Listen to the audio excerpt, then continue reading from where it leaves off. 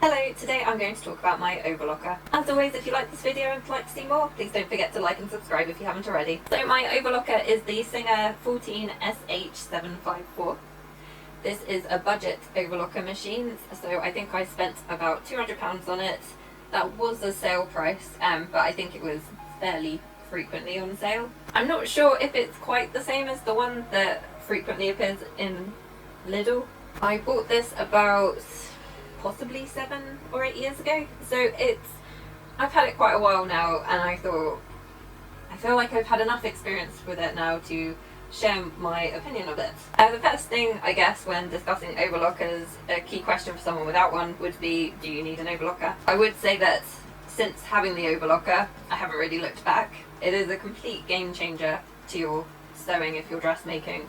It makes it so much quicker because you can just finish off those seams super quick, and obviously if you're sewing with knits it's even faster. You can definitely make a nice top in a very short space of time. However, saying that, it is quite a financial cost still. Even if you're buying a budget machine like this, it's still £200 out of your pocket. It's a whole other machine to house somewhere in your home. The main role of the overlocker is to finish off seams, and you can obviously do that with your regular sewing machine. You can do a zigzag stitch, you can do an overcast stitch, you can sometimes get special feet for your sewing machine, and this job does the job as well. It normally takes a bit more time, but it obviously depends how good your sewing machine is as well. There are quite a few models of overlockers out in the market, so as I mentioned, £200 is probably the lower end of how much you'd spend on an overlocker. I think you can get the Singer model that's in Lidl for possibly quite a bit cheaper than that, saying that. But also they can go right up to quite a hefty amount, more around £1,000 or more. And a lot of these machines do have special features. So for example, they can do things like they've got air thread technology, so it's a lot easier to thread the machine, which I will go through threading the machine for this one. But anyway, the air thread technology is meant to be absolutely amazing, and anyone who does have an overlocker will know that it can be a right pain if something goes wrong and you have to rethread the whole machine. It can take quite a long time. Another thing to consider when you're buying an overlocker is how many threads it can overlock with. So with this particular model, you can decide whether to use it with 2 threads or 4. So currently I've got 3 threads threaded up in the machine. This is because I was trying to do a rolled hem for the last dress I made, and in the end I didn't actually use it. So I quite like the fact that you can decide how many threads you want. So it's a really good idea to use a 4-thread overlock if you are sewing with knits and not using a sewing machine to do the seams initially, because then you've got good reinforcement. You might want to use a 3-stitch overlock for finishing off the seams if you've already used a sewing machine straight stitch first, so you don't need quite the security of a 4-thread overlock stitch, but you still obviously need to finish off the raw edges. And then obviously a 2-thread overlock is very useful. You can do much more delicate stitches, and as I mentioned, you can do a rolled hem on here.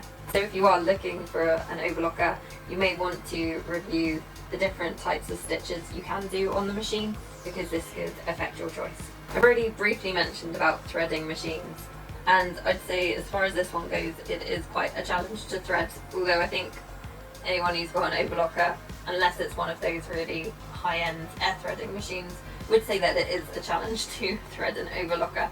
So excuse the fluff in here, but on my machine, so you thread the lower loopers, you thread down onto here, which is fine, but then for which one is it? So it's the yellow thread on my machine. So the second one you thread, which is actually, it goes through this style.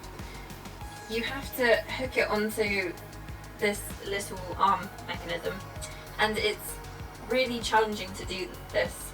Some overlockers you can actually open up this side and it helps you to get the thread through, whereas this one you really have to kind of carefully ease it into position.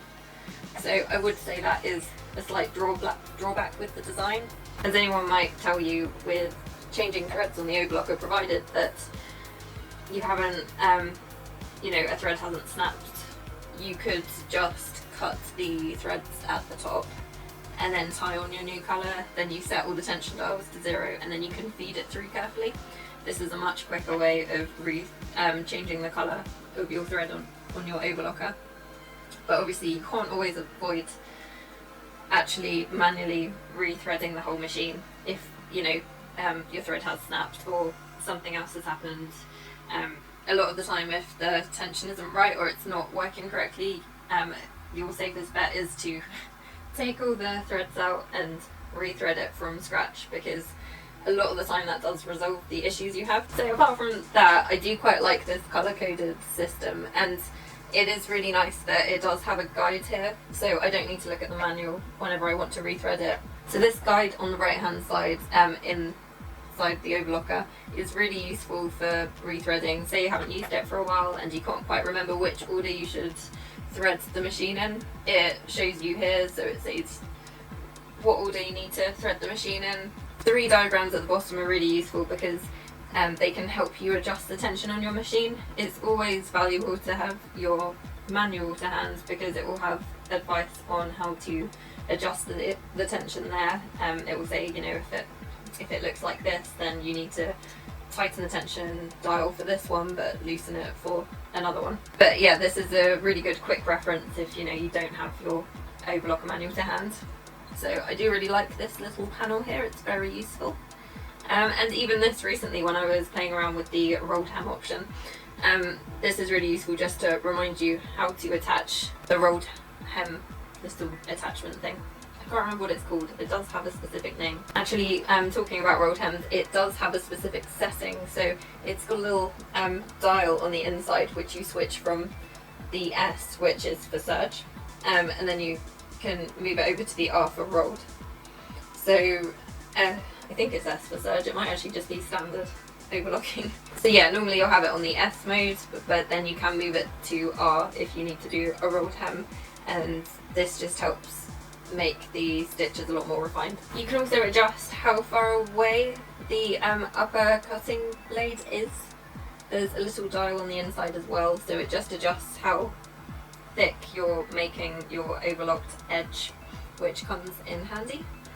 And there's also a differential feed here, so it just gives you the opportunity to either create gathers or ruffles, depending what you're trying to achieve. And obviously, yeah, so if you've got on the side as well, you can change the stitch length, which is particularly handy if you are trying to achieve a rolled hem, so you'll want to put that number right down, or you can obviously make it larger if you are working with a much thicker fabric and you don't want all of the stitches to be bunched up. This machine also has a free arm option, so if I just pop this back, you can remove this section, so that can be really useful as well. Not essential, but quite useful. But as you can see, so on some models you can then actually see the other side, and that can help with threading if it is exposed, but then obviously it helps prevent any dust and other lint entering the machine if you have a model that's a bit more like this. The final thing to mention is that there is a little screw at the top which you can use to adjust the presser foot, so you can obviously adjust it depending how fine or thick your fabric is. That could also help with your machining. I think it's definitely worth highlighting that I've done a video recently about this overlocker. In that video I discussed how I wanted to change the blades, and it turned out that one of the overlocker blade screws was really jammed. It was the lower blade, and this obviously wasn't ideal. I had to take it to somewhere to get it repaired, and for them to add the new blade. They did say that the cause for it was because it's not a brilliant quality machine. So, I mean, that could be because it's a budget machine. It could be that this particular model by fluke had a fault. It's one of those things where I obviously bought it years ago, I've never changed the blade, which is quite shameful really, considering how much I've used it and how much fabric I probably cut with the original blades. But yeah, it's something that obviously wasn't identified during its warranty. So I probably would recommend, if you do get an overlocker, to check how long the warranty is, and perhaps try changing the blades before the end of the warranty, just in case you have an issue like I did, because at least then you can get someone to repair it for you. Apart from that, I haven't really had any huge issues with it. Like I say, it's a complete game changer. At the time, I definitely wouldn't have been in a position to buy a much more expensive overlocker, so this really suited my budget, it suited the purpose. I wouldn't really dissuade someone necessarily from a budget machine like this. Some people I know with some possibly even cheaper models than this have had issues with threading or the quality of the stitching, but sometimes that is due to the thread that you're using. So it's always good to get, a bit like with your sewing machine, get good quality threads. It's much more likely to feed through better. So that's always worth checking before you discard the whole machine. It is obviously great if you can try out the machine before. This is the sort of machine that isn't necessarily going to be in a showroom place where you can try before you buy. But obviously you do get a warranty, or you get some protection as a purchaser. So obviously do give it a good test once you purchase it, and then at least you can find out whether it works for you. But I would definitely make sure that the thread you've got is up to scratch. And yeah, you've just got to be really patient with threading overlockers as well. However, once you have got the tension sorted and it works swimmingly, it really does speed up and it can really produce a professional finish. I would still recommend it, but obviously if you do have more money, why not go for a better model if you're willing to spend that. So that's it for this time. Obviously if you do want me to go into any more detail about this particular model, let me know and I'll try to help out with that, such as showing some of the different stitches you can use, how you adjust the tension, or I can just simply show how you thread the machine. But yeah, that's it for this time. Thanks for watching.